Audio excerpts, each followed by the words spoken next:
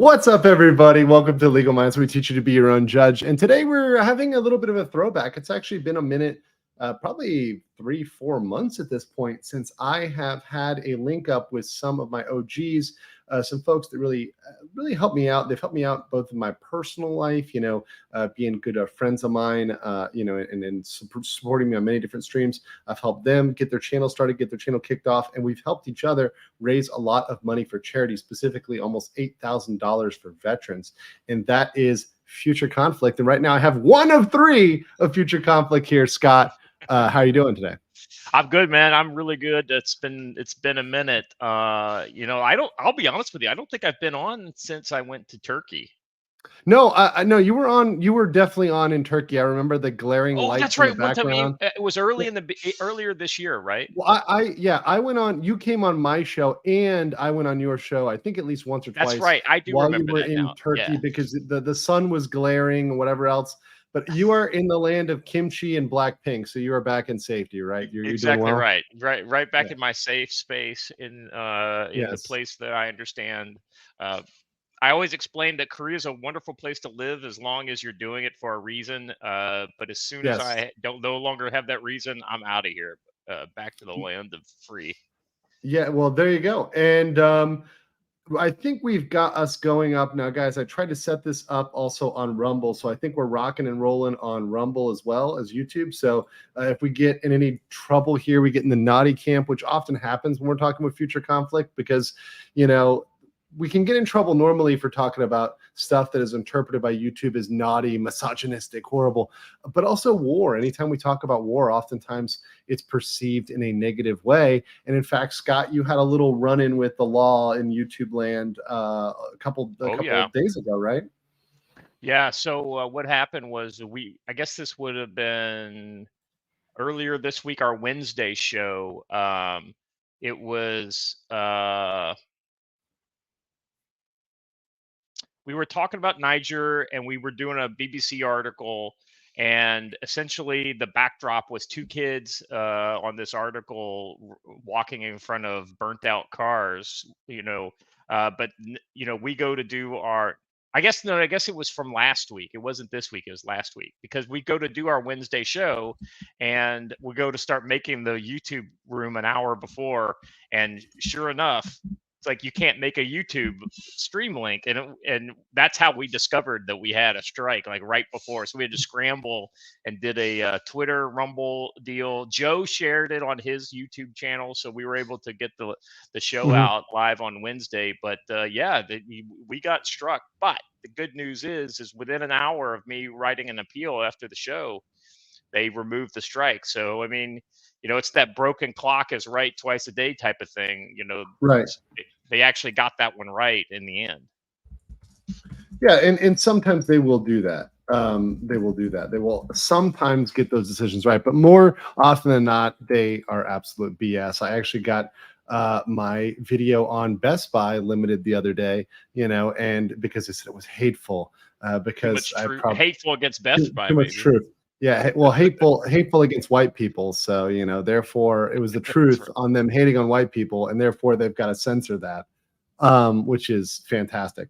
So, just things are expected, but obviously we'll be talking about the conflict with Niger today. I hope everybody enjoys it and enjoys the title. All my Nigers out there. By the way, am I saying it correctly? Is it Niger or Niger? Right? Are we going with French? Are we doing French today? As you know, that entire region was colonized by the French, and so the French way of saying it is Niger. Niger, mon ami. I'm American, so in American it's Niger. I got my freedom fries. That's right. We're saying Niger with a hard R. I don't know if you've seen any of our YouTube thumbnails lately, but we've been having a lot of fun with it too. We had Niger, please. These Nigers popping off. Well, I know I had to like make it bold in the thumbnail, right? Because people would just be like looking like second look, like, wait a second, wait, what is he talking about here? Oh, okay, Africa. All right, we got this. Well, we did an Africa show where it was Niger and South Africa we were talking about, and And essentially, we Sorry, had Niger. got a grumpy old man in the chat. Just It wouldn't be a good show without Ron absolutely sniping from not. the cheap seats. God love him. Yeah. But it was night. The original title was Niger, please, and then the next one was our South Africa bit, because we do a double title, and the next one was kill all the Boer. And I saw them as two separate things, but our South African guest, K9 Reaper, says, "What I'm seeing is Niger, please kill the Boer." You did not put the hard period in there. You got to separate those, man. You got to Exactly right. separate that. Well, they were on Yeah. they were on a separate line, but Yeah. anyway, yes, You got to be having a lot of careful, fun guys. with it. We have fun here, and I like your channel because you guys have fun despite what they say. You're not all grumpy old men like Ron. You in fact have some humor and color, and it's good to see you guys whenever you can come over here and join, whether it's yourself, Joe, anybody who's over there on that channel. So let's just get into it with this. And obviously, by the way, guys, for those that may not know, maybe you're just new to the channel and you're tuning in.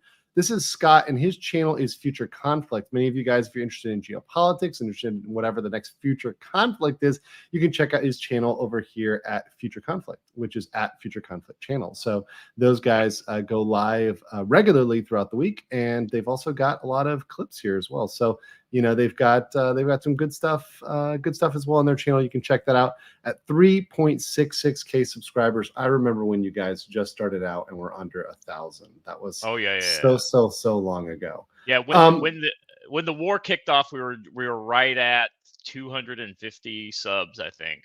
So yeah.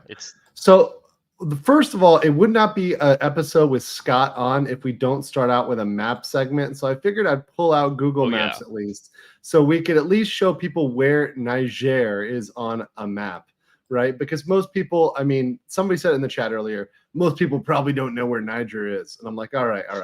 let's go out here. This is Africa, people. It's a continent, okay?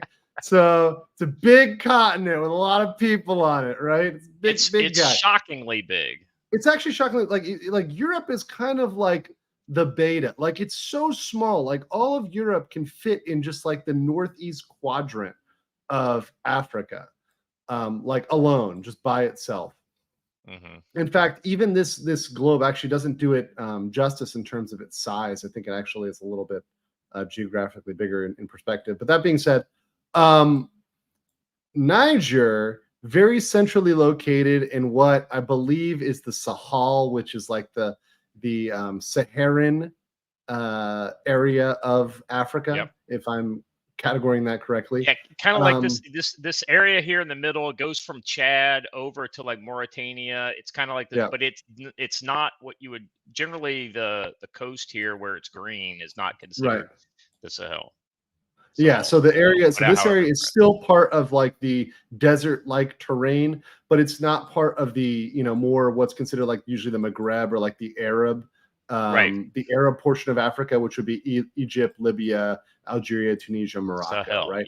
Yeah. So it's the Sahel. So which kind of thinks and brings to my mind like Sahara and hell, but yeah.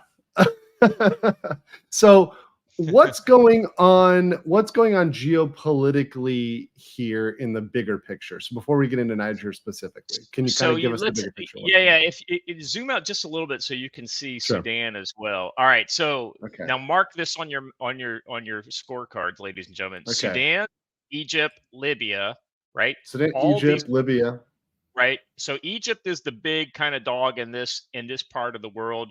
I mean, Kenya is also a kind of a big player, but ultimately these are the two kind of anchors on this part, and everything else is kind of a mess until you get over to Morocco, right? And so basically Sudan recently blew up. You're tracking now we're talking which Sudan are we talking? We're talking north or south or both? Well, north, right? Because I mean, look at them.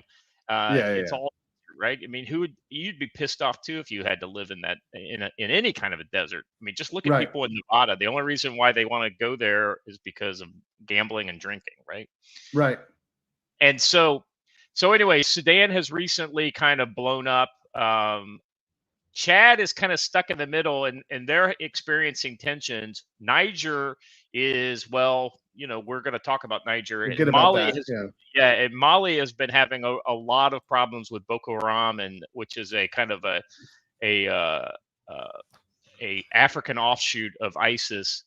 And this has been going on for some I time. remember Boko Haram from that episode of It's Always Sunny. Yeah. When they sell their stuff to Boko Haram, it's great. Like, was it Wolf Cola, official drink of Boko Right. Haram? Great.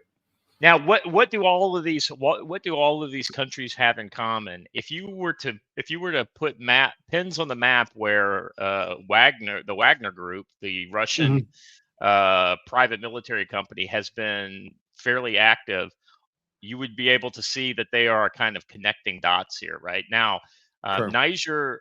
Niger did not have a huge Wagner presence, but recently they have started.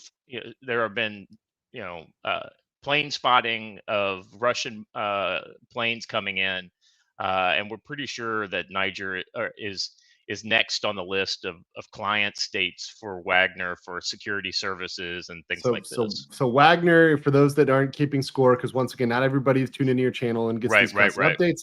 That's obviously the private military contractors that are generally aligned with Russia.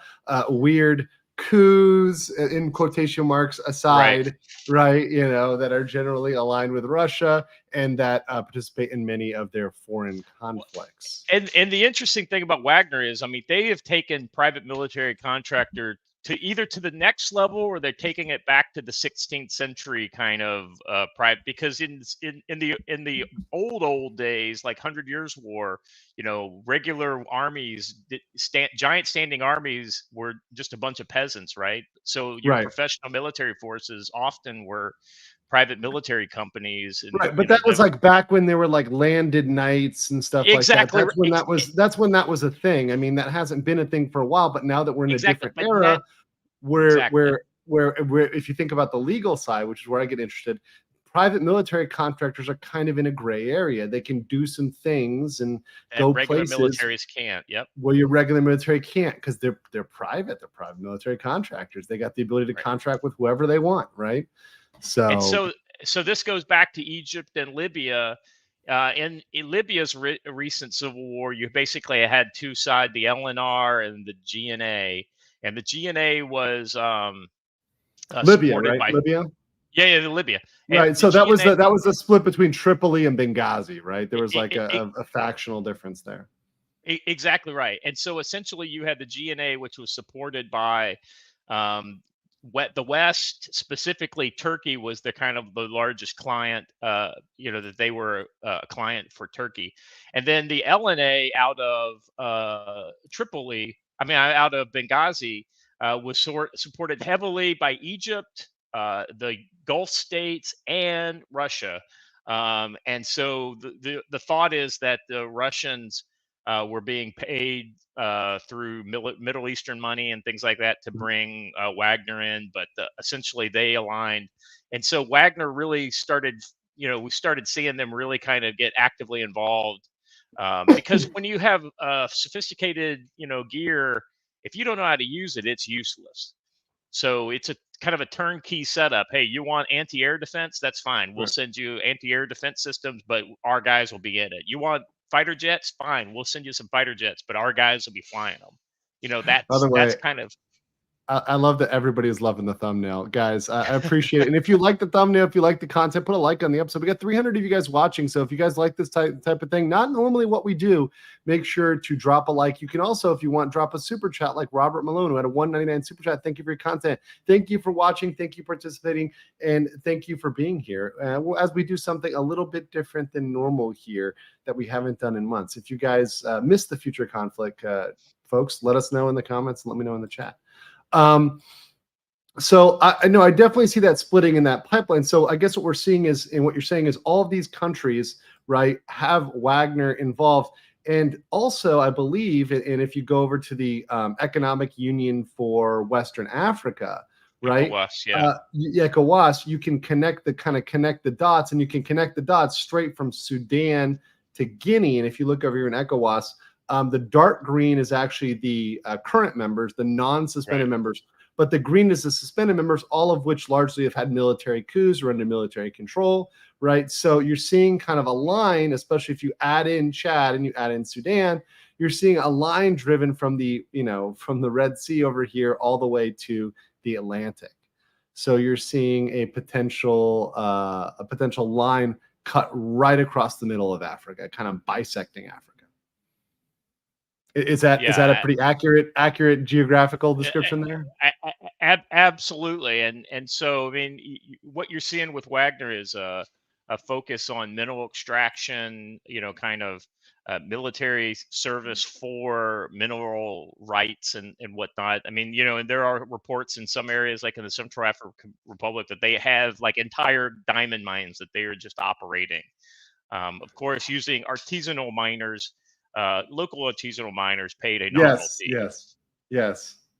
Very, very local, very artisanal, very sustainable, So what is going on with Niger? And I guess let's start with that before I ask the question, why should we care? Let's start with what is exactly happening there. So what I know from the news is, okay, it seems like there was a coup, but I'm like, okay, welcome to Africa. There are coups every other day. Why should we give a flying F about what is going on in Africa and another African coup? Because there's so many coups day after day after day after day in Africa and many developing nations. And in fact, if I remember, it's kind of like it's hard to know the players without a program in this area because they swift out so much. But if I remember correctly, the current legitimate president in Niger actually came to power via a coup. So it's kind of like calling the pot calling the kettle black, right? Right. And so, but the point is it's he got the support of the Western powers, specifically France and the U.S. Now, France is on the way out. They have basically been told to hit the bricks. France is on the way out. Russia's on the way in, and the U.S. I don't know if you know this. If you see in the private chat, I've put in the name of a city here. Yes. If you can, want me to pull that up? Yeah, pull that up in like a Google map or something like this. For sure.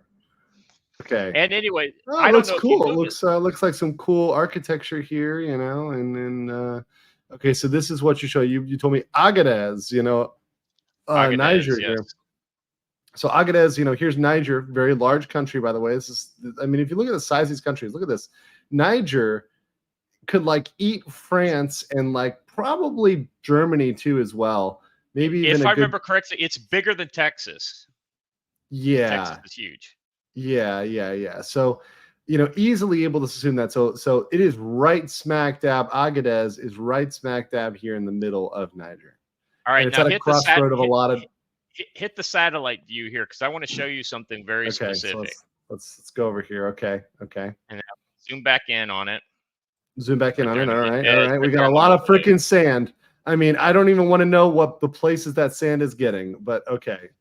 Yeah, you want to talk about the big sandbox. This air base is right in the middle of the biggest sandbox in the world. All right. This right here, the international airport, the Mano Dayak International Airport, or this base. Or this base right 201. Here? Oh, what is that right down there? Exactly right. So this base 201 is an Air Force base. The last time I checked on Google Maps, there was a C-17 right here on this square apron. But the point is this is an Air Force base in the middle of nowhere. What is that? Well, that's like a C-12 right there, but that's just like a little a Piper Cub type deal. But the actually it's not a Piper Cub, but still. Okay. Anyway, the point is this runway is big enough for C-17s, the plane that the Afghans were holding on to when they fell to their deaths as it evacuated. So the point is that this is a fairly big runway. And they operate drones out of here for counterterrorism operations in Central Africa. So this, you all right. Well, this is a perfect example. Is the U.S. currently here? Is America? That is a U.S. base. That is a U.S. base right there. This is a U.S. base. Yes. In the middle of this S storm. Yes. Okay. Smack dab in the middle of this. So I'm gonna share I'm gonna share my screen here. Okay, yeah, you share your screen. That is a pretty, yeah, that's pretty centrally located there. This is a task and purpose story that just came out today. It's still the 18th in the States. So this came out on Friday in the States. U.S. military preparing for possible evacuation of Niger drone bases. So this is this is big enough to where we're gonna do it all again. We're gonna evacuate a base, in the middle of nowhere because a hostile force has essentially taken over the country. Does this sound familiar? Something happened 2 years Yeah, ago. yeah, sounds a little This familiar. month, 2 years ago, yeah. Now, granted, we're not in an active conflict there, but let me be honest: anywhere in the Sahel could turn into active conflict at the drop of a hat. So I'm not gonna play my show on your show and start reading the story, but Right. suffice to say, most people have no idea that we have large major military bases. I had no idea. No, this is Uh, the first time I know, and obviously that right there is a potential that's a potential point. I mean, imagine if there's any sort of scuff up there and you have service members that are killed, you have lost equipment, you have stuff that's ending up in the hands of the Russians because we're running out of there as quickly as we ran out of Bagram. I mean, who knows, right? I mean, there's a whole list of potential issues when you're dealing with getting out of a base, especially, I mean, 1,000 people, that's pretty decently sized. That's exactly right. So, anyway, I thought that might be of interest to you. I mean, a lot of people are saying, well, why do we even care about Niger, right?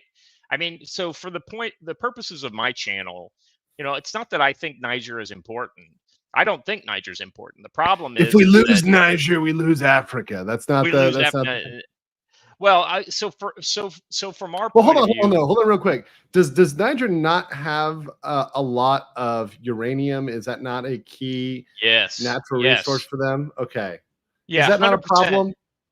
Yeah, and also, if I remember correctly, I think there are some, some oil exploration that's going on. I'm not completely briefed in on the actual mineral composition under the ground in Niger, but I do believe there are some untapped wealth in the dirt. It kind of goes back to Wagner, mineral extraction, kind of grift, right? That's their Mhm. grift in Africa, whether it's in the Sahel or other places. Now, there's also a terrorist threat of Boko Haram.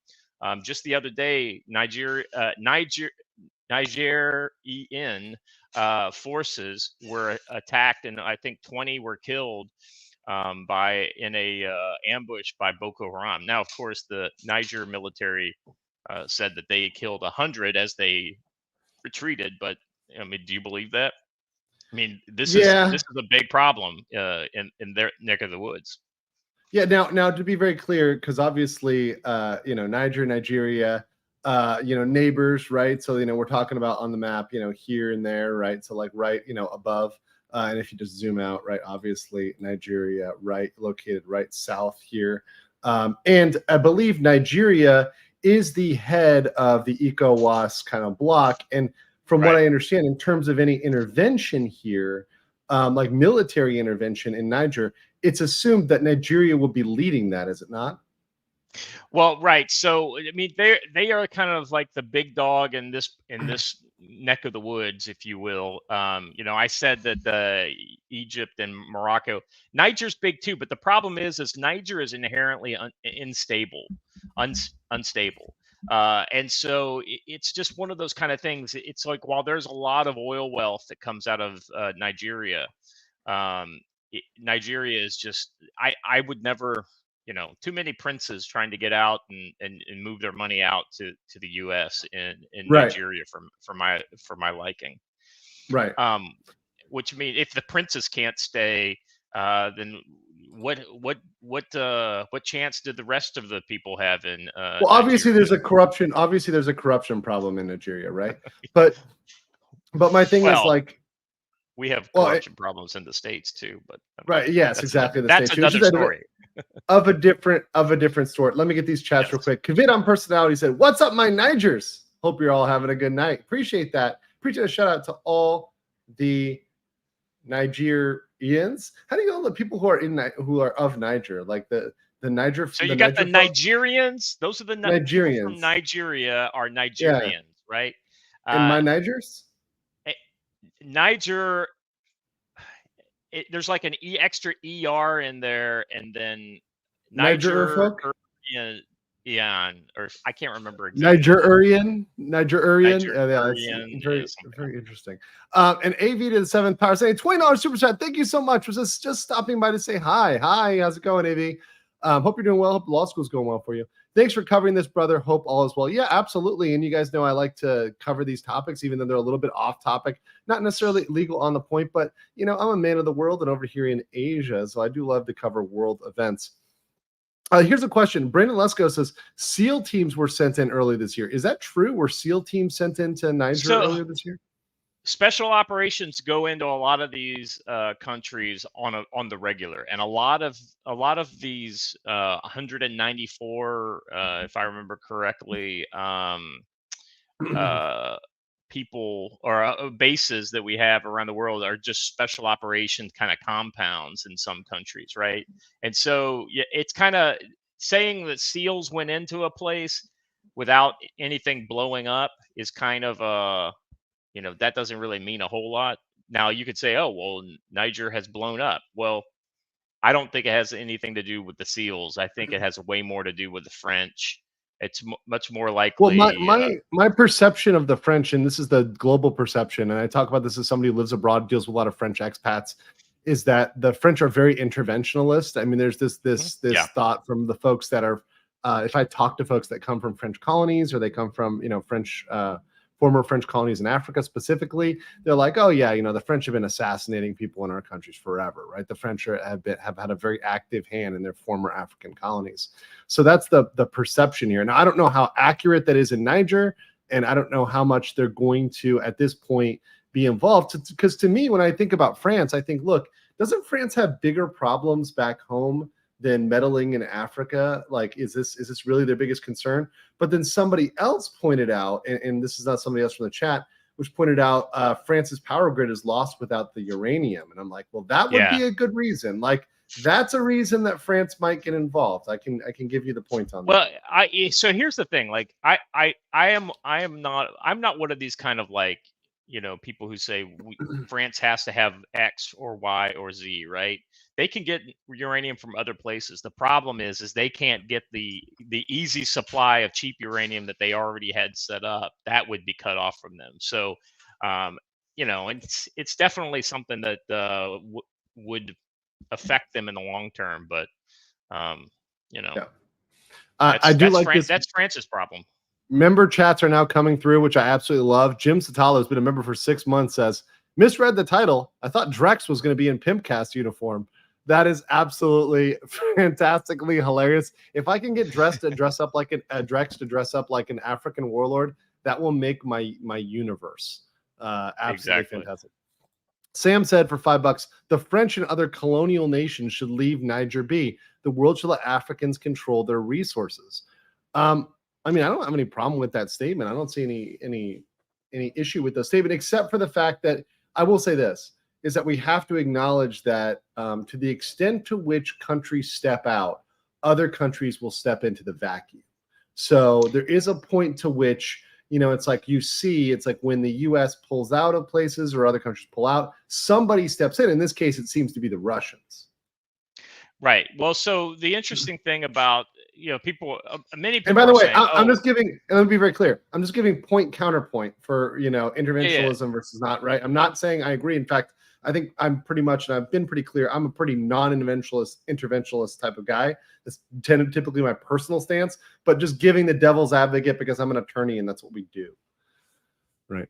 So. Yeah, no, I absolutely. So one of the interesting things about this whole kind of decolonization idea that, oh, well, China and Russia aren't making the demands and trying to take over the way the Western.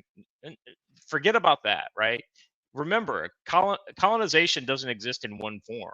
China and Russia are just colonizing Africa in a different way. They're basically making deals with strong men who are, and instead of so the Europeans came in and they said, hey, not only are we going to exploit you for your resources, but we're going to create mirrors of our own societies here. And little France's, little England's, little Germany's, right, all over the world where their colonies were set up.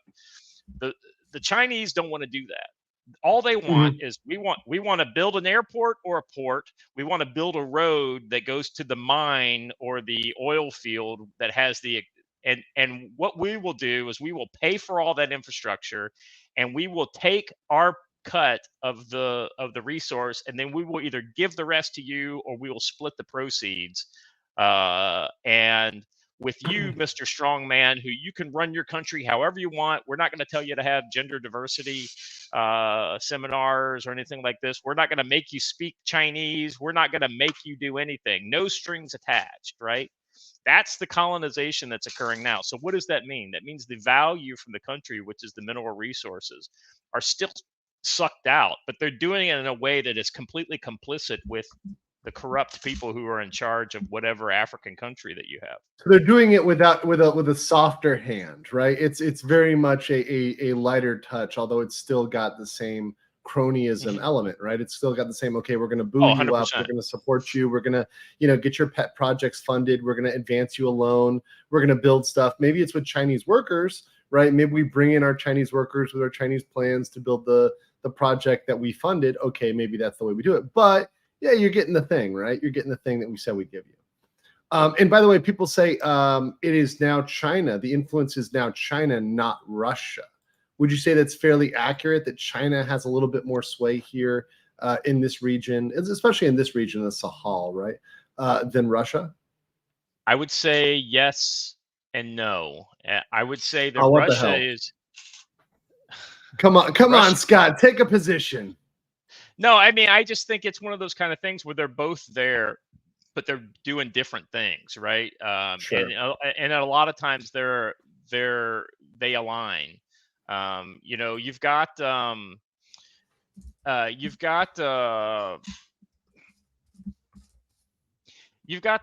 Chinese have their own, was it the Frontier Group? That is their private military company that, sure.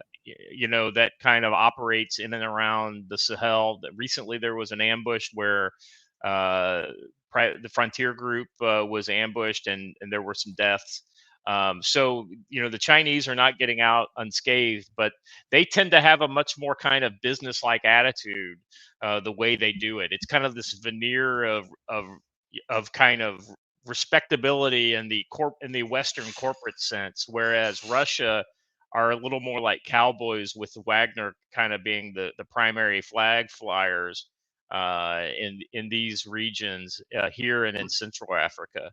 Now let's be honest, Wagner has gotten a lot of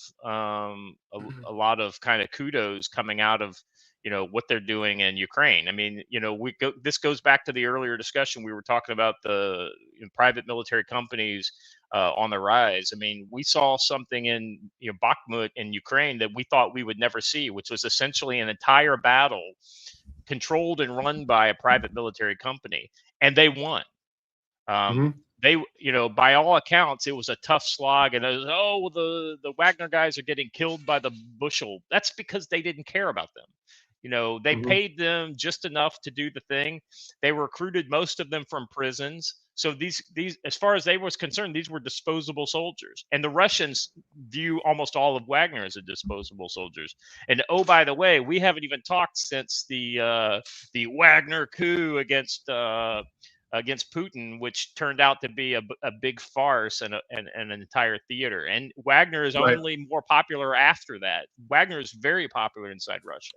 So, and that's what I imagine. I think they were popular through and through. And of course, my take on all of that was, this is the weirdest coup. Like, as it was happening, I'm like, if this is a coup, this is the weirdest coup ever. This seems to be more politic and more drama than anything else. You could tell by certain things that are happening that it wasn't as serious as it was perhaps played out to be. So let me get in here with some of the longer term predictions. So do you think that the ECOWAS bloc will have a military intervention? Do you think there's going to be a war flaring up in Niger over this conflict? On our channel, right? Yeah, on our channel the other day, I think this was last week. We basically said we don't think ECOWAS is going to pull the trigger, because essentially what this would do would be it would create a war between ECOWAS and Niger's backers, and Niger's backers are many. It's not just like one or two neighbors, right? Well, it was all so all those neighbors, right? All the other ECOWAS members, right? The ones in green, they pretty much said, "Hey, we support them and we will back them." Correct me if I'm wrong. They said we will back them up if you guys come for them. So, no, okay, so no, ECOWAS is pretty united against the coup forces in Niger, but Niger has the support of Mali. Let's see, what is it? It's Mali, Guinea, Burkina Faso, Guinea. Yeah, and even some forces in Libya, and there's some talk of even Egypt, but I think they're pretty much that's exactly what I showed here in the light green, right? So it's the light green plus Libya plus some miscellaneous other forces. Right. And also obviously Russia, right? So they would have Russia's support, right? Via Wagner. Well, right, but on the same side of it, ECOWAS with French and U.S. backing, they're preparing their troops right now to nominally invade Niger. So we'll see what happens. Well, let's talk about the French and U.S. backing. Are we talking about just like emotional backing, like Biden is like, "You go, girl," or are we talking about we're actually sending in troops, hardware, funding? I mean, is this going to be Ukraine part 2 in terms of funding allocations in the U.S.? Maybe it's possible. And the reason why I say maybe is that if the U.S. starts to turn this into ISIS is in this area, this is a key battle for the security of Northern Africa and all this kind of stuff. If you start to hear that type of rhetoric come out of this, then all of a sudden all bets are off. And if Victoria Nuland shows up in the region, the war is getting ready to kick off. They told Victoria Nuland to go on a diet. But Brandon asked a good question. So if we're planning to go in, why are we pulling out so quickly?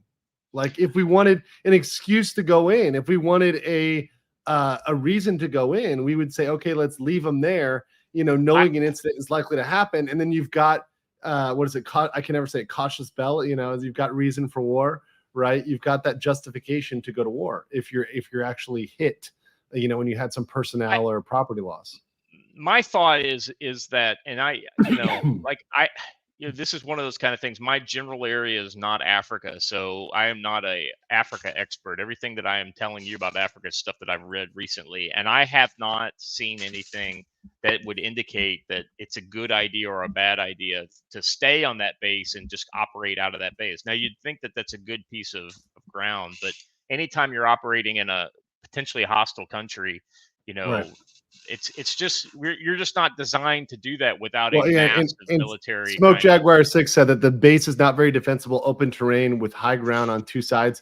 Yeah, but I mean, I would put out there, how many times, Scott, has our country put our troops in very bad positions, right? Very indefensible positions. I think it wouldn't be the first time, right? Absolutely. I'm going to share with you this Twitter link here. Sure. This actually has a little better map. Sure. Before I pop that open, let me get these little chats here so don't forget them. Bass Player 2011 IFY says China is colonizing via economic hitmen. I like that. I like that way they say that. Economic hitman. Philip Vecchio says Italy's PM says an African migrant crisis because of France. Okay, let's put a pin in that. I actually want to come back. I'm going to save this one because I think that's a very good comment on the migrant crisis. And then the last one here is the colonial powers have set up and propped up dictatorships, toppled democracies, and caused countless deaths through instability. I think it's an accurate statement. Well, Although, how about let me broaden it. All non-African powers who have supported countries have done exactly that, because right. the Chinese, the Russians have done the exact same thing. So it's not like one side is good and one side is bad. However, I will also point out that that can be true at the same time as what Smoke Jaguar 6 said, which is when African countries manage things on their own, you get South Africa. And I'll leave it there. I'll leave South Africa as the shining example of Africa governing itself there for you guys to ponder upon. But that being said, let's open up this thing. So this is a tweet. Is this from just so for full disclosure, because I want to make sure this is from RT. So it's RT. But so should I play this video? I'm interested. Well, what I'm most interested in is the map in it. But you can play the. I don't know. It's like a 1-minute video or something like that. Okay, let me turn this on then, and then we're obviously gonna be hit for propaganda. It's 5 minutes. Yeah. So we'll play like a second of it. ECOWAS is ready to intervene militarily in Niger if diplomacy fails. That was the statement from the bloc of West African nations following a meeting of the group in Ghana. Pause it real quick. Sure. So I will remind you that 3 weeks ago, ECOWAS said, hey, listen, you must turn the country back over to the president by this Saturday.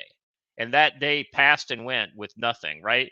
And they basically, so it's been a whole lot of stop, or I'll say stop again, right? Type, or I will send a strongly worded letter to the UN. I mean, there's been a whole lot of that, and it was in the shadow of that me and Joe and the guys were kind of like, I don't know that ECOWAS really wants to start a multi-country war in the center, because this war, as soon as it breaks out, this is one of those systems of alliances kind of things. Why did World War I get started? World War I. This is like World War I in Africa. Alliances.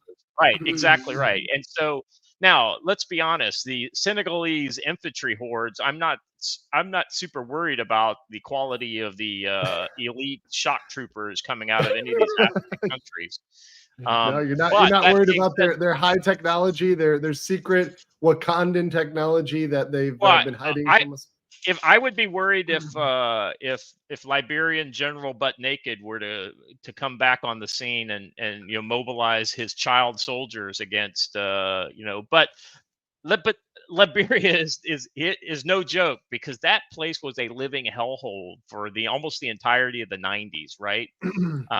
And that's potentially what you could see break out with a nice third party Islamic. Hold this up, because I think this is exactly what you wanted. I actually froze it. I fast forwarded, froze it. So I think you just want this, which is it's actually a very good graphic.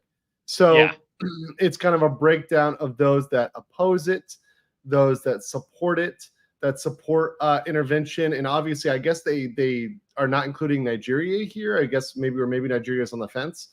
But yeah, that kind of shows how the war would kind of break down between the kind of the smaller coastal nations here. I guess Nigeria is a wild card, but an important wild card, and then the central bloc here opposing intervention. Yeah. So I thought this was interesting, because also I had forgotten, and this map reminded me that Algeria is also very much like, listen, if anybody rolls against Niger, we're going to intervene on their behalf. And Algeria is not a small. They are as competent a military as any other military in this region. Was that saying much or not saying a lot? Like, what does that mean? Like, I mean, I wouldn't put them up. I wouldn't think that they would go in and save the day in Ukraine if they showed up there. But at the same time, a lot of guys with guns can cause a lot of trouble no matter how well trained they are. Now, what's the comment? A lot of these coastal nations have larger populations and armies than those bigger, less wealthy countries. I guess that may be the case, right? So, like, don't think about like size matters. Like, oh, it's a bigger country on the map, and therefore it has more troops. Because I mean, if you think about Algeria, most of that is barren desert. It's not high population centers, right? So right as of right now, ECOWAS is activating their rapid reaction force, which is kind of, you know, the most professional piece of their military that they would then be able to push into Niger. So the idea, the finalization of their plan, I guess, is supposed to happen on the 17th or the 18th. So it should have already happened by now. And then now we're kind of in a wait and see mode, that if ECOWAS is going to, you know, demand, you know, the rebels leave or withdraw or turn the president out and let him. It'll be interesting to see where that goes. Now, it is interesting that Niger, the rebels have some fairly broad support within the country, and they are calling for like volunteers to prepare for invasion, right? Like, here, hey, we're handing out guns. But how much is that worth? I mean, is that worth like the information minister of the Iraqis, like, you know, the propaganda minister, you know, and during the fall? I mean, how much currency should we give, you know, the call to volunteers by Niger? Well, if I said, hey, let's go down to the Google headquarters and start handing out guns to people that work at Google, I wouldn't be very, you know. But in a country like Niger, you know, it's tough living there, man. I mean, you know, those guys are going to be, just the average person off the street is going to be a lot more kind of resilient, I think, in a lot of ways, as long as he has a full stomach and several magazines for his 30-year-old AK-47. I think he's a much more dangerous person than a coder from Google if you put him in the same situation. So that being said, yeah, I don't absolutely. If people are willing to do all kinds of things to defend their home, if you can mobilize the information war and make people feel like, hey, these are external countries are telling us here in Niger how to live our lives. Yeah, absolutely. I mean, and I can see just a general opposition to, you know, interventionism, right? So, because obviously that's something that has been an issue for a lot of Africa, whether it's the Maghreb, the Sahel, you know, I mean, Africa in general. So I can see countries taking a position against that. That being said, look, you know, a couple of other countries jumping in on this could wildly swing this conflict. Yes, you know, Algeria seems to be competent, but let's say, you know, Morocco, which at one point wanted to be part of ECOWAS, right? They actually petitioned to be part of ECOWAS. Let's say Morocco gets involved, right? Well, then it's really rocking and rolling, right? And then it becomes a regional conflict. And some of these, like people said, not all these militaries are equal, right? Well, so the other thing Morocco jumps in. It's looking like it's trouble for Algeria. Well, the other thing too is, like, you know, like I said, I'm not an Africa expert, so I don't know the internal and external kind of grudges that have been held. I mean, all these countries, because of, you know, colonial partition and things like this, they have the same problem that you have in the Middle East and the other places where you have these ethnic and tribal groups that kind of overlap borders. And so, you know, a lot of score settling starts to happen between countries that are on opposite sides, you know, that have nothing to do with Niger. And I wouldn't be surprised if God forbid this were to break out into some wider war.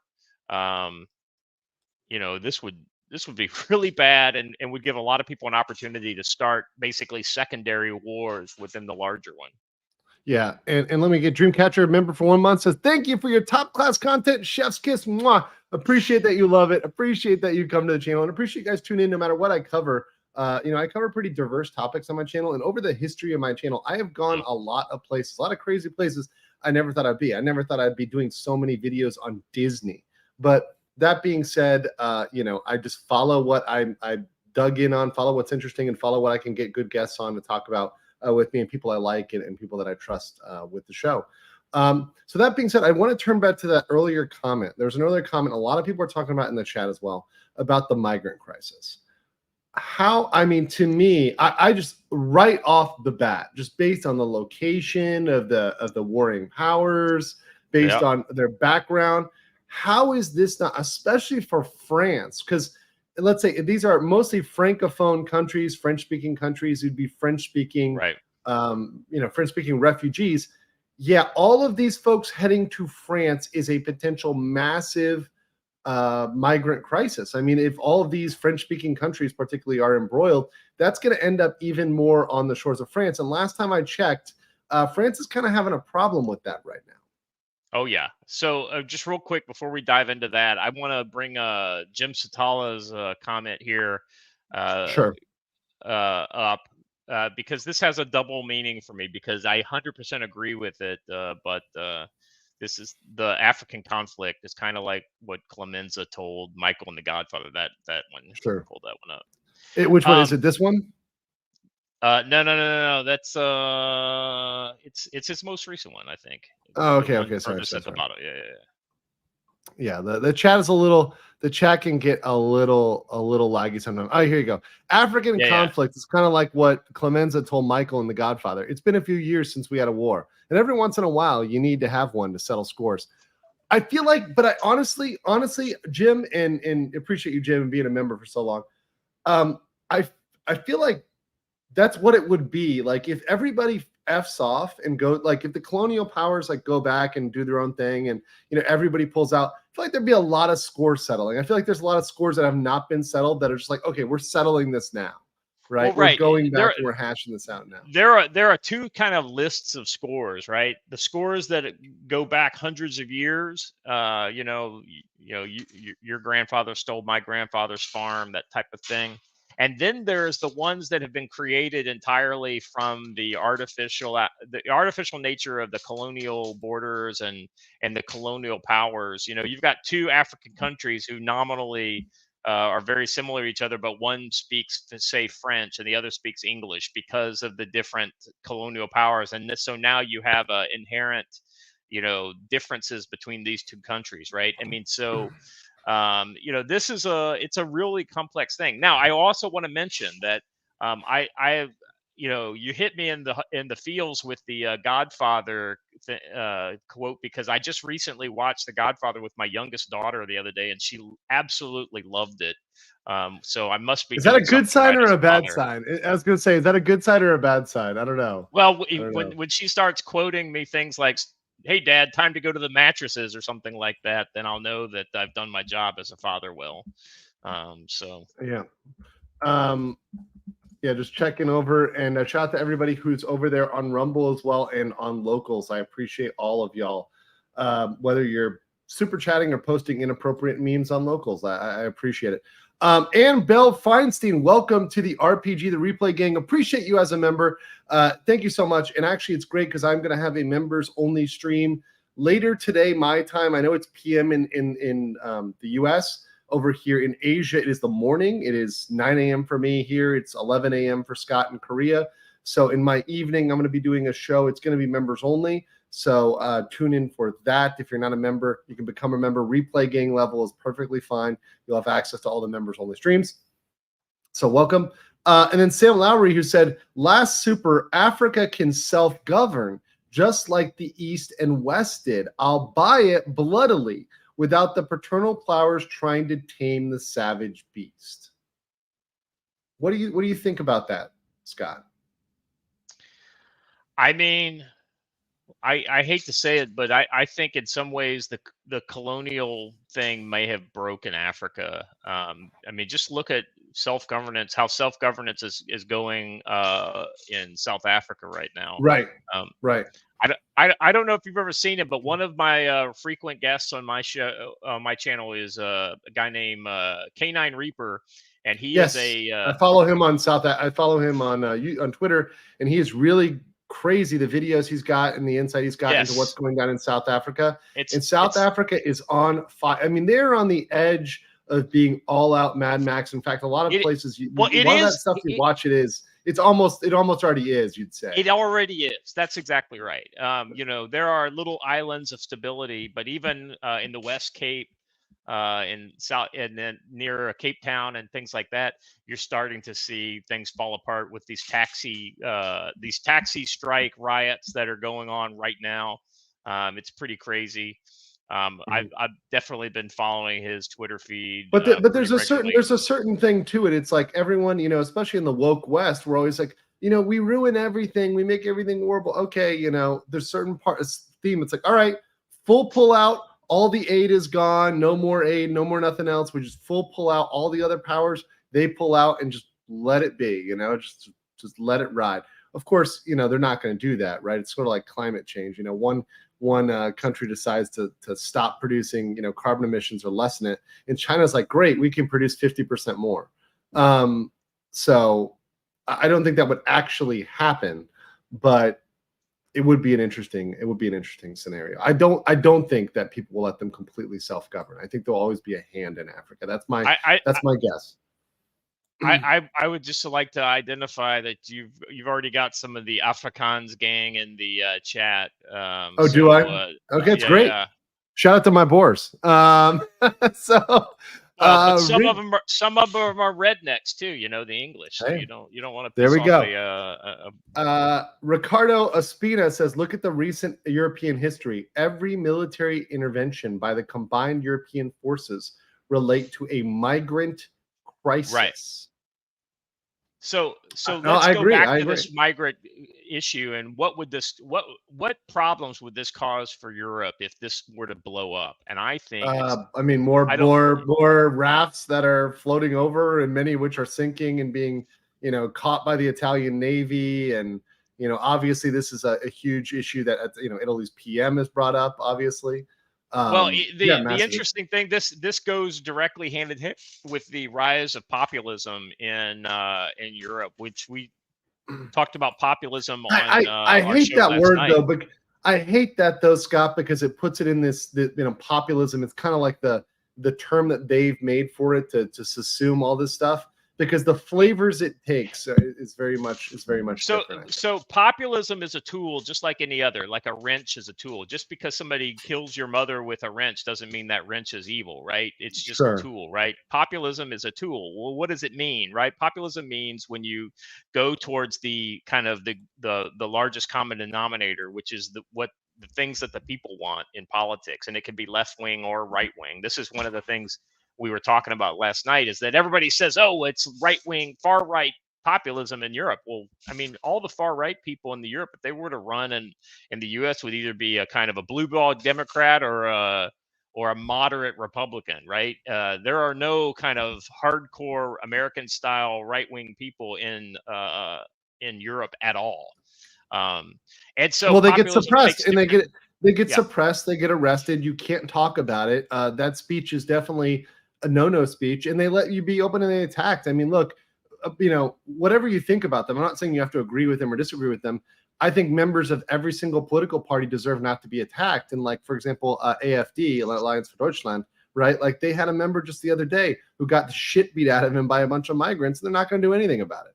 Right. You know, it's just like in terms of rule of law, when you talk about countries that have their shit together, like rule of law, you cannot allow members of one political party to be prosecuted, or one particular viewpoint to be prosecuted and attacked with, you know, impunity. And we're kind of seeing that. The sad thing is we see that in the United States with Donald Trump, right? With the, you know, especially with the political prosecution, you know, we're seeing more and more and more and more. We're beginning to look a lot more like the African nations than we are like civilized nations. Well, I mean, you're this whole rise of populism thing. Remember, it kind of was talking about a lot in 2016 because of Brexit and Trump, but it really kind of fizzled out everywhere else. But we've seen in the meantime, you know, Europe has, I mean, Alternative for Deutschland, you know, there's. Yes, it's sorry, it's alternative, not alliance. So it's tut mir leid, my Deutsch brothers, you know. AFD, if you wanna. AFD, yeah, I know the acronym is AFD, but I always forget. You know, it's not my country, not my political party, but you know, there's always so many things I can remember.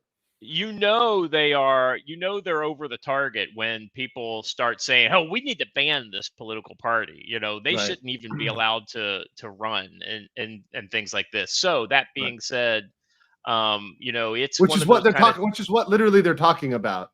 Exactly right there. And by the way, and Knox says it wasn't by migrants, it's by Kurdish Marxists. Last time I checked, Kurds aren't native to Germany. So just throwing that out there, like the Kurdish heartland is not in Munich, you know. So yeah, we're just gonna throw that out. We're gonna throw that little ball out there. You know, although the Kurds do not have their own homeland, I'll give them that. I'll give the Kurds that. Obviously, a little bit of a sticky wicket in the Middle East. The topic of the Kurds. But the thing I want to mention though is, and the reason why populism relates to the immigrant crisis is because you're seeing this rise of populism organically within Europe because of the immigrant crisis. You know, you have some kind of right-wing people before Merkel decided to throw the borders open in Germany, but now you have like an actual groundswell of people. Oddly enough, I think a big part of them come from her native Eastern Germany. And it's been interesting to see how this is a very kind of organic and not an astroturf kind of movement to say, hey, look, we got to do something different because this is not working for us. It's not working for regular Germans. And frankly, I'm over here in Thailand. I see more and more Germans moving over here every single day, and more Germans just getting out, whether it's coming here to find a girlfriend or trying to set up a business or whatever else. They're not happy with the state of Germany. That's very much true. Dayhawk Co for $4.99 says, from Disney to African geopolitics, this channel gives you the sauce while getting you smarter.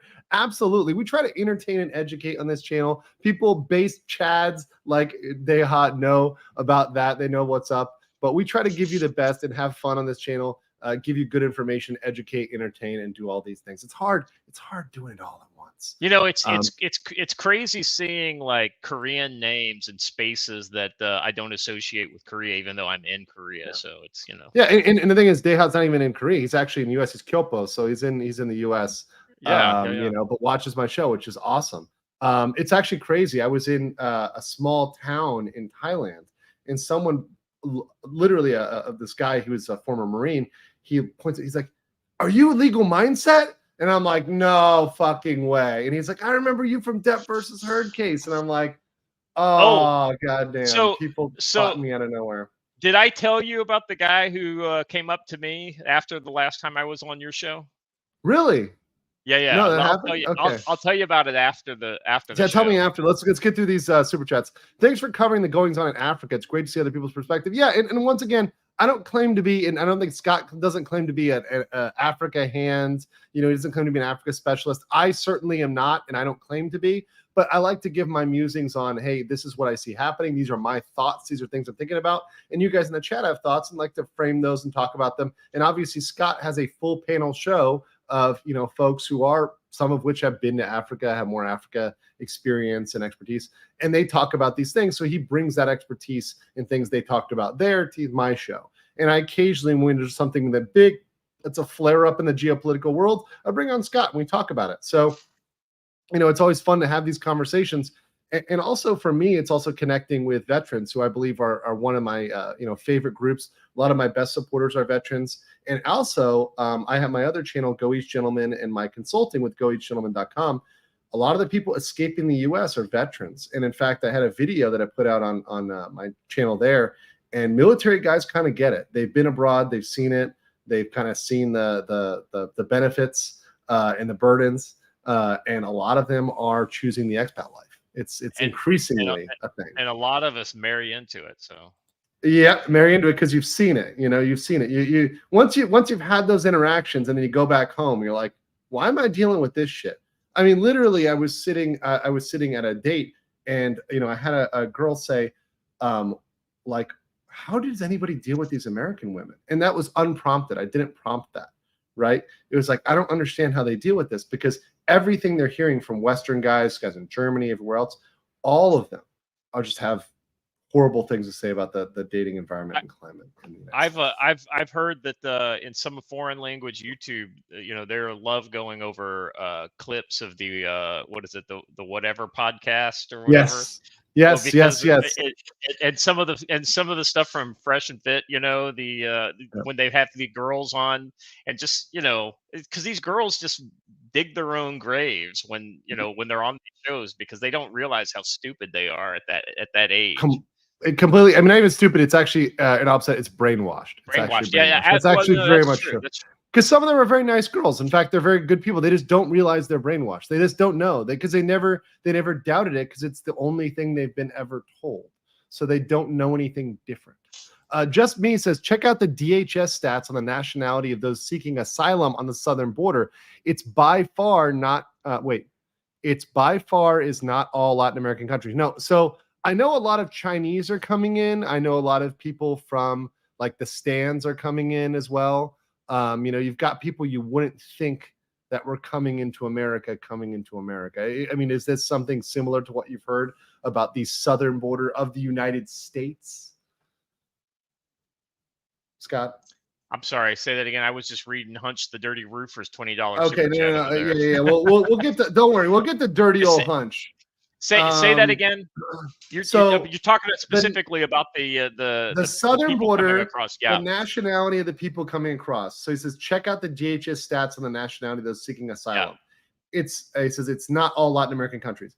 Yeah, it's a lot of Chinese, from what I understand. It's a lot of other folks. What I'm gonna tell you, Andrew, if you're interested in this, and you could do something with this topic, I think, is if you were to Google Darien Gap in Chinese, and you would be shocked at just the number of Chinese that are coming through Panama and the Darien Gap. And then making their way north, and there are a lot of military age males. Which is highly dangerous, by the way. Going to the Darien Gap, it's a very dangerous jungle between Colombia and Panama. There's a lot of like groups in there. Very, very interesting. But making their way from south to north, right? Yeah, crazy. Yeah, it's crazy. Merits an episode all to itself. For Czar 15 says, please cover BRICS. That would be a totally separate episode in Totally Economics. My good friend Ben Hart here, Integrity Legal, who I do Bangkok Bros with, he loves talking about BRICS. If you want to check that out, check out his channel. He's talked about that ad nauseum. I'm kind of sick about talking about BRICS, but I would be happy to come on somebody else's channel to talk about it. And if there's some big update, or for example, when there's big news, I will talk about it on my channel. If you ever want to talk BRICS, let me know. I got a guy for you. It is a great topic. Yeah, Jim, one of my guys is heavily conversant in that. So we discuss BRICS fairly frequently on our channel. I have to pause this for multiple reasons here, because we have two very, very generous gentlemen in the chat today who are back to back just owning it, and that is Tank Rat and Ted Park, both of which you gifted 20 memberships. So all you guys that want to watch my members only stream, please say thank you in the chat to Tank Rat. Please say thank you to Ted Park for donating these memberships. Guys, this really helps support the channel. It's a huge way to support the channel and turn all of you guys green. Make sure you have accept gift memberships turned on so you can receive them. That will be fantastic. And you guys can join my members only stream later today, my time, which will be in the morning for you guys over there in America. So thank you for everybody there. Hunch for 20 says, what's up, LM? Back in South Florida. Got to smoke a J at the end of Highway 1 in Key West Sunday. Hey, Scott, looking to make a Korea trip come March. Oh, that's awesome. Well, definitely, Hunch, dude, if you're making a Korea trip, I'll make a Korea trip. I'm planning to go up there to see Vices soon anyways, and obviously I'll hit up Scott. But, I mean, Korea is a very short plane right away. It's my, second home almost at this point. So I will be up there very often as well. So definitely let me know about that. But spoken of Jay, completely legal here in Thailand. So, welcome to visit here as well. Korea. Not in Korea at all. In fact, every single flight I would take back from Bangkok to Seoul, they gave like 6 reminders not to bring pot back. They're like, please don't bring cannabis back. Please don't put it in your bag. Please don't pack it. Please don't do anything with it. It's super illegal. You will get in trouble. Don't do it. In like Korean and in English, double translated. It was hilarious. It seems like I remember somebody telling me about having their little pot bag or whatever. They empty it out before they leave, but it's still got so much residue in it that like the dogs always hit on them when they go by, and they have to like do a full dump on their luggage. So, yeah, Marksman of 117B says late to the party. So how long So how's the long-running ethnic war, commonly mistaken for a religious one, going on? Russia take their uranium deposits yet? Yeah, Well, it's hold on. Are they referring to Ukraine with that, or is it referring to Niger specifically? no, I think that's Niger Okay. because so everybody puts the whole, because of Boko Haram and all the that kind of thing. Everybody really kind of focuses on that aspect of I mean, conflict. there is, and That by the way, area. there is an aspect of the Christian-Muslim dynamic in Africa that's always been a problem or an issue, a tension, right? You see this with like South Sudan and Sudan, right? So like religious tensions are obviously behind this, but a lot of times religion is tied to ethnic groups. So ethnic groups will adopt a religion in opposition to an opposing ethnic group. So like, Right. all right, these motherfuckers are Muslim, so we're going to be Christian because we don't like them, so we're going to do this thing now. Right. And that was, I mean, it sounds very pragmatic, but that's how a lot of decisions get made.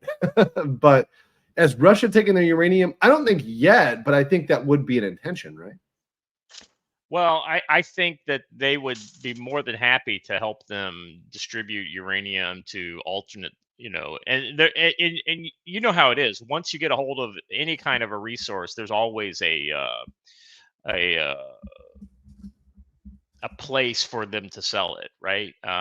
This is nothing new, but yeah. So yeah, I think that they would be very interested in that. Yeah. And then we have two more here. Or sorry, one more here. Hunt says you need to do a collab of Ben, Stan, and Old Hong Kong for the BRICS chat. Yeah, I'll definitely if you want to do that, I'll hook you up with Ben and get him in there because he would love that. Yeah, that would make his day. But because he loves talking BRICS, and I could just maybe moderate. But that would be great. Possibly on your channel. I think that'd be fantastic. Yeah, that'd be great. I'd love to have that conversation. Now, somebody said right here, okay, Niger is the third largest exporter of thorium ore. Actually, Don Baca said that earlier. So I actually don't know much about thorium. Like, in what instance do you know about thorium at all? Like, in what instance is that a critical ore or critical resource? So thorium is like, so a lot of these modern reactors are thorium reactors. And now I am also not a nuclear scientist. I will remind you that I got my undergraduate degree in fine arts. So take it but I do know that thorium is important for a lot of these kind of the more modern reactors. So yes, thorium is made by Thor. Everywhere that his hammer strikes and the lightning comes down, that creates a thorium deposit. That makes sense. Well, I mean, I'm like I said, my art degree at work. It very much makes sense. Thorium can be used in reactors, but not for enrichment, I believe. Okay, interesting. Yeah, no, that makes sense to me. But to me, I think, hey, if we look at intervention from a U.S. standpoint, it would make much more sense for France since they had much more invested in their colonial past. It's closer to them, and I do believe that the U.S. Yes, we made statements, but the EU has been a little bit more vocal on this. So now, mind you, the EU is kind of tied up in Ukraine right now. I think that's like the mustering of most of their like financial resources. So I don't know how much they can do or how much it's worth. But it does seem like this seems to be much more of a concern to me on a broader sense for Europe than it does for America. I think that's a pretty fair statement, right? I think so too. Yeah. So yeah, is there anything about this conflict, anything else about this conflict, Scott, that people should know or be aware of, or any other points you wanted to bring up from your show? So one of the kind of final points that I will say is that Joe is very, very, very. He likes to say that World War III will not just be one big war, but a series of smaller regional wars, and even civil wars, right? And so, he may be on the money if this were to break out, because war causes instability, right? People flee from instability. People fleeing into other countries causes instability. And it's this kind of chain reaction of conflict a lot of times you see, in these places, especially where you have significant population centers. Now, I mean, it's there's a lot of people in Africa, but This area is not nearly as densely populated as, say, Europe. But that being said, another couple million fresh waves of migrants coming out of the Sahel into southern Europe. You might see some of these populist parties decide to take a stab for leadership positions in many of these countries. Exactly. I mean, ones that they haven't push back already in a made very moves on. and I mean, well, we got Argentina now, right? We got Argentina now that seems to have taken a very based stance. That guy. If you haven't seen the videos on that guy is based as fuck, man. First of all, he looks like a badass. His like mutton chops are absolutely exactly right. Yeah, are absolutely great. And like his positions, it's like, dude, like absolutely fantastic. Yeah, just the sideburns. I'm trying to get a non-angry photo of this guy, but like the sideburns. And his eyes are like super blue, so it's just kind of the whole thing is a kind of a contrast. And let me just show it there. Yeah, like it's got the big hair, the Argentinian sideburn there. But absolutely, some countries are kind of waking up. They're kind of getting there, and obviously, I don't know if you guys talked about it at all, but just as one thing, I was very interested if you guys had a take on the assassination in Paraguay, right, of the candidate that was kind of pulling up in the polls. He was a candidate, a right aligned candidate, and he was assassinated. I think like it was a week or two ago, right? Yeah, does this surprise? First of all, does it surprise you? Because it doesn't surprise me. This is exactly the kind of thing that I expect to happen in these types of, banana republics. Oh, wait a second. We're talking about America, or we're talking about Paraguay. Never mind. We're talking about Paraguay. Yeah. We're not talking about the place where a former president gets indicted multiple times, on bullshit charges. Yeah, this is definitely, the kind of the invisible hand is easily seen in this action. You can say that, oh, well, he was killed by somebody,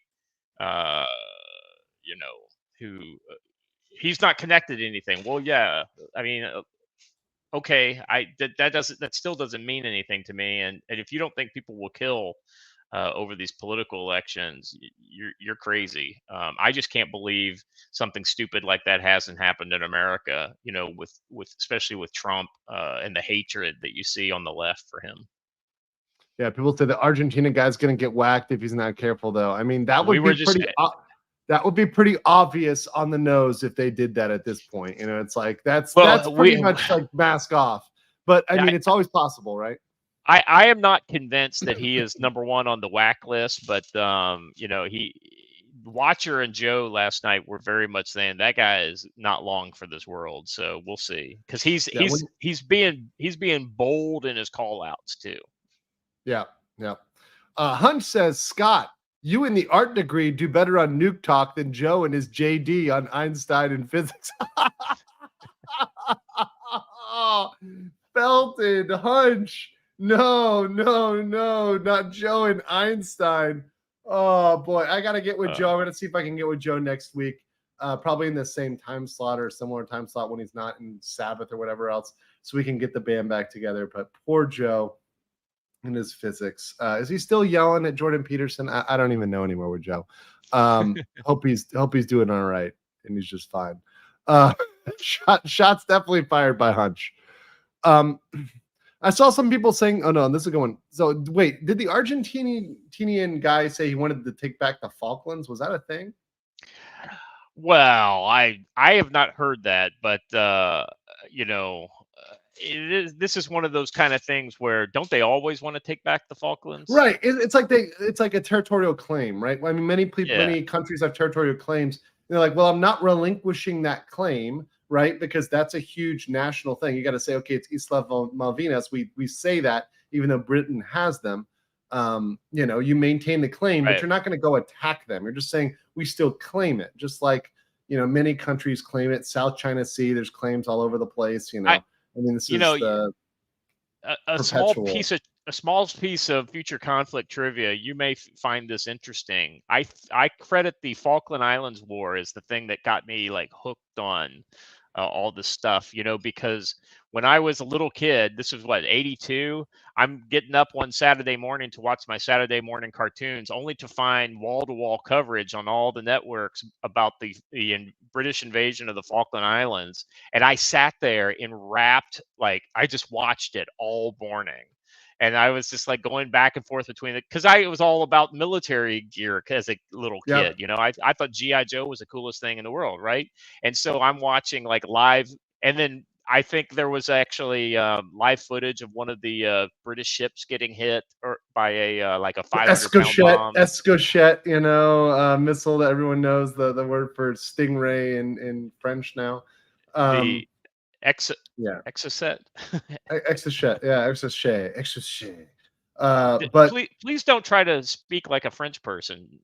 Why not? Why not, Scott? We can speak it like the French on the channel. No, we're not doing that. We're not doing this. We're not doing this. Outrageous. Yeah, the francophones are like, gee, like where have we gone? He has fallen so far. But no, I mean it's kind of funny because it makes me think. Okay, pretend they did try to do it in like 2023. I really think that Britain would have a harder time with round 2. That's just my 2.5 cents. Well, Britain's military today versus Britain's military in 82 was a far cry from that's 40 years ago, so it's a long time. And they were ready for the Cold War back then. Now they can't even, it's the LGBTQ plus military, and they can't even, it's like their feelings are gonna get hurt. I mean, it's gonna be in those surrender. Don't get me wrong. There are some amazing people in the British military, but the problem is their politicians have gelded them at such a rate that it's just. I mean, it's even way worse than what you're seeing in the U.S. Right. And the technological gap is closed. Like, I mean, yeah, people put in the Argentinians were using A4 Skyhawks.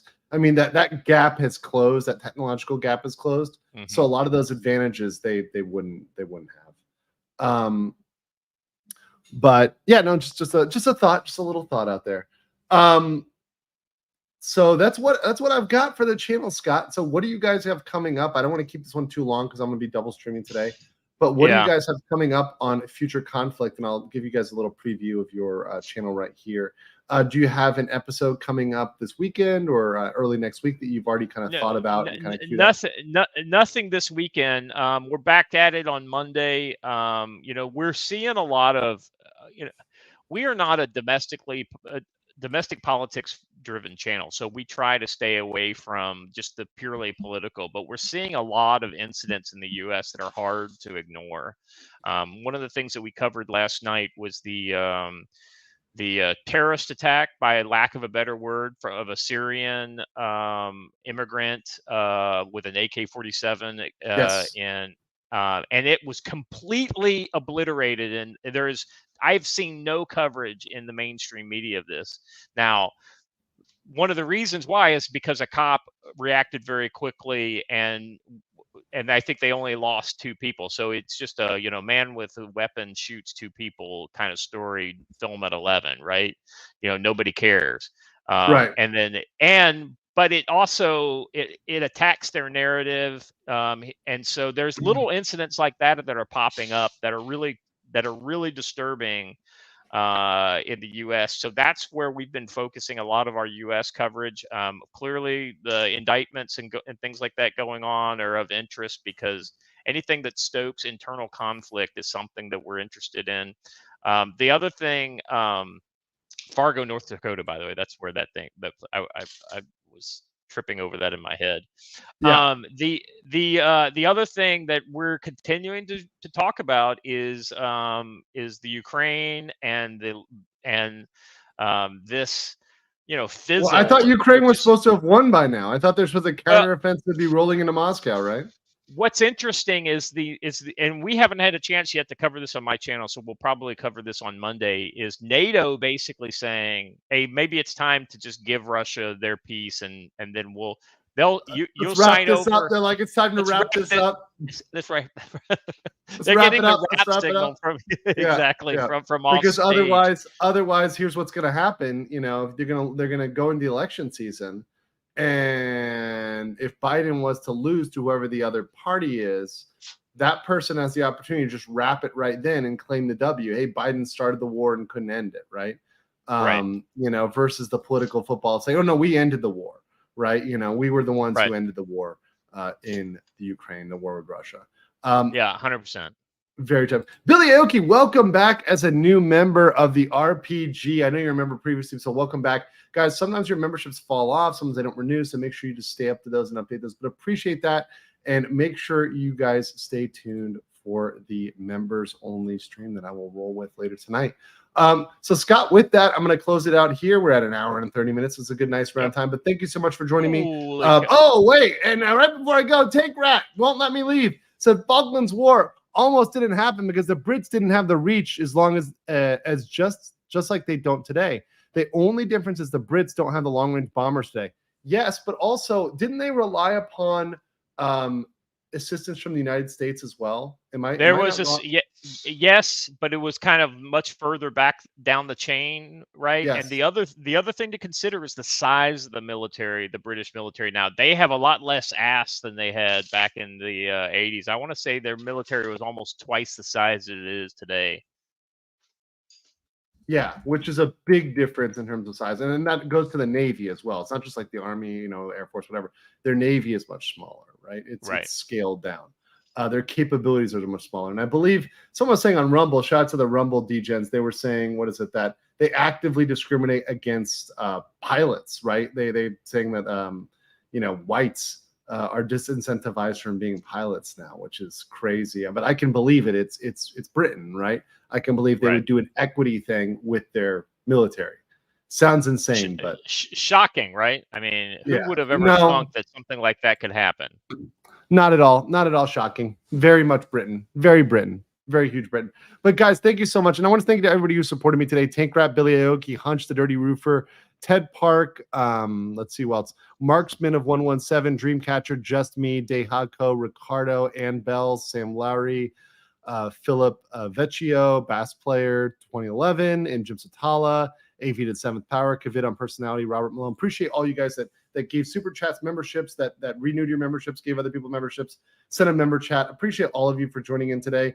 And hope to see you all on my members only stream later today. Also, I will have comment probably tomorrow at not 12 hours from now, but probably 24 hours from now on the Disney answer. So the Disney countersuit, I'm going to have a full video on that one in 24 hours. So stay tuned for that. I have read it. I have to go into detail. I have to get my notes out. You know, I have to work on that. So stay tuned for that as well. All those Disney folks as well. Scott, stay on the line, and I will catch all you guys in YouTube land later. Peace.